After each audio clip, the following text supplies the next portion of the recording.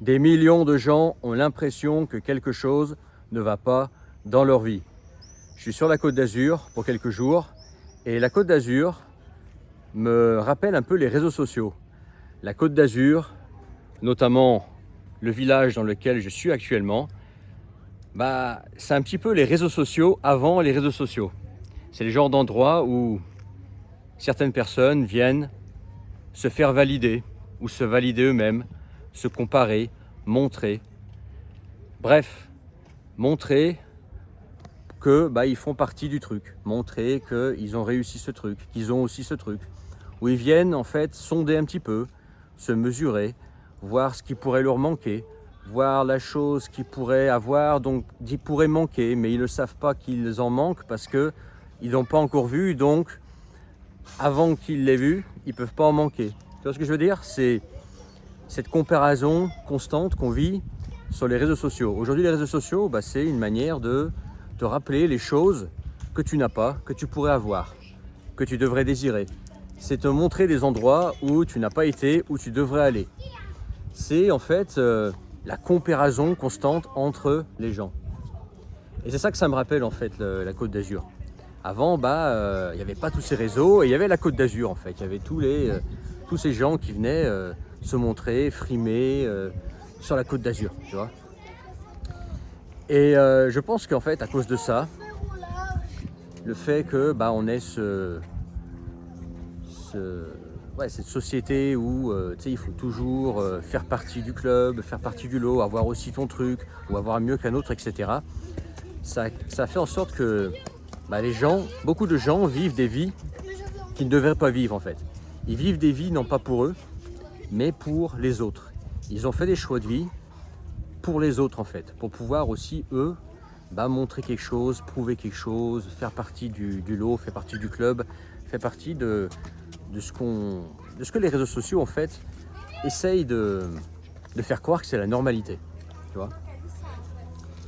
Et c'est pour ça qu'en fait t'as beaucoup de gens en fait, des millions probablement qui sentent qu'il y a quelque chose qui ne va pas dans leur vie parce qu'en fait ils vivent une vie qui n'est pas la leur. Ils ont fait des choix de vie, non pas pour leur bonheur à eux, non pas pour le style de vie qu'ils voudraient avoir, non pas pour les choix qu'ils aimeraient faire, mais ils ont fait des choix qui leur permettent en fait à un moment donné de pouvoir aussi eux montrer regarde, moi aussi je fais ça, moi aussi j'ai ça, moi aussi je roule dans ça, moi aussi j'habite là-dedans, moi aussi je vais dans ce restaurant, moi aussi je vais au bord de la mer, moi aussi je sais pas, je vais dans ce pays-là, etc. Tu vois ce que je veux dire? Ils ont fait des choix de vie en fait, non pas pour eux, non, mais pour pouvoir aussi faire partie de cette compétition, faire partie de ce petit jeu en fait. Okay. Et c'est leur choix, s'ils sont heureux comme ça, etc. Mais la plupart des gens, je suis convaincu, ne sont pas heureux là-dedans en fait. Ils ont pas forcément conscience de ça. Ils vivent une vie sans forcément avoir conscience que c'est pas leur vie, mais ils sentent qu'il y a un truc qui va pas en fait. C'est des millions de gens sentent en fait que il y a un truc qui tombe par rond, ils n'arrivent pas à mettre le doigt dessus. Tu vois. Et je pense que cette société en fait de comparaison, de compétition, non pas compétition, tu vois, pour un modèle plus traditionnel, tu vois, où l'objectif ce serait d'avoir sa femme, sa famille, etc., d'avoir une vie saine avec des amis et une famille avec laquelle tu t'entends bien. Mais toi, cette vie de devoir être en compétition pour des choses finalement qui sont matérielles et que tu n'emportes pas avec toi, des choses qui sont même pas de l'ordre du sentimental, de l'amitié, de l'amour, etc., de la transmission, etc., tu vois, à travers tes enfants, et ça les rend malheureux ces gens-là. Ils savent pas en fait pourquoi, ils savent qu'il y a un mal-être, un truc qui tourne pas rond, notamment lié à ce monde moderne, hein. Comme je t'ai dit, les réseaux sociaux, c'est à fond le monde moderne. Avant le monde moderne, il y avait la Côte d'Azur. Bon, moi j'ai pris la Côte d'Azur comme exemple, mais il y avait autre chose. Et ils sentent que dans ce monde moderne, il y a un truc qui cloche pas rond, quoi. Ils n'arrivent pas à mettre le doigt dessus. Ils se retrouvent avec des gens comme ça qui, des fois, sont désagréables, frustrés, malheureux, ils savent pas pourquoi. Ils sont dans des relations en fait dans lesquelles ils se sont mis, non pas pour les bonnes raisons, tu vois. Ils ont fait des choix de vie mauvais, pas pour les bonnes raisons, etc. Tu vois. Et aussi, ça a rendu en fait le monde complexe. tout ça là, bah, c'est de la complexité. En fait, à l'origine, la vie c'est simple. La vie qu'on mène en tant qu'humain, à l'origine, elle est vachement simple, tu vois. Elle n'est pas très éloignée de l'animal en fin de compte, tu vois. Et nous, en fait, ce qu'on a créé, on a créé une société qui est complexe et qui se complexifie. Tout est de plus en plus complexe. Pour tout, il y a de plus en plus de friction, de sacrifices à faire, de choses à faire, de trucs à penser, de trucs à faire, tu vois, pour que ta vie soit remplie justement les cases, enfin que tu coches les cases qu'on pousse à te cocher, quoi, tu vois. C'est voilà, la vie de tout le monde, elle est comme ça. Toi, il faut que tu ailles dans le move, il faut que tu ailles faut que tu fasses partie de cette compétition, que tu fasses partie du club. Donc, il faut que tu coches tes cases. Et pour cocher tes cases, il y a beaucoup de sacrifices à faire, de trucs à penser, de trucs à gérer, etc. Bref, tu vois, c'est complexe, tu vois. Ça s'est complexifié. Et la complexification de la vie, ça aussi, je pense, rendu pas mal de gens malheureux.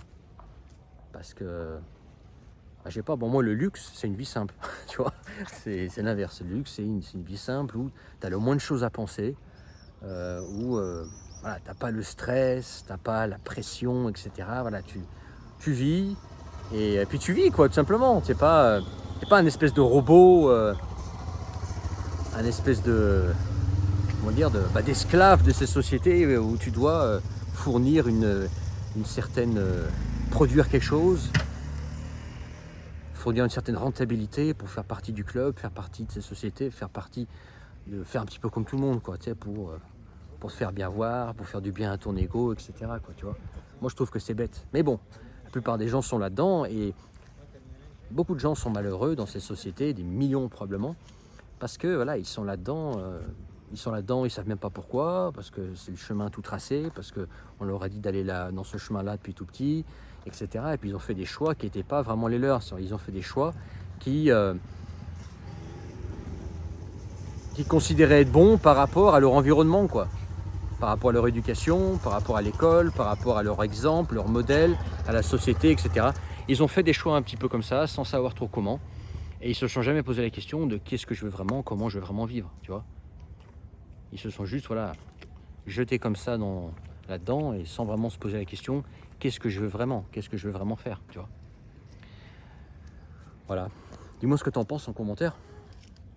Dans la description, le premier lien, tu peux rejoindre mes contacts privés, le canal Telegram, et recevoir gratuitement tous mes messages à venir. Pareil, si tu veux qu'on s'appelle toi et moi un appel visio, que toi et moi on parle du sujet que tu veux, tu sais que tu peux réserver ça en description. Tu cliques sur le premier lien, tu t'inscris et tu réserves.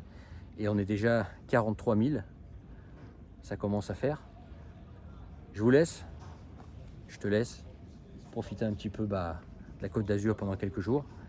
Là, on va aller manger un petit bout là sur le port. Les connaisseurs ont reconnu l'endroit.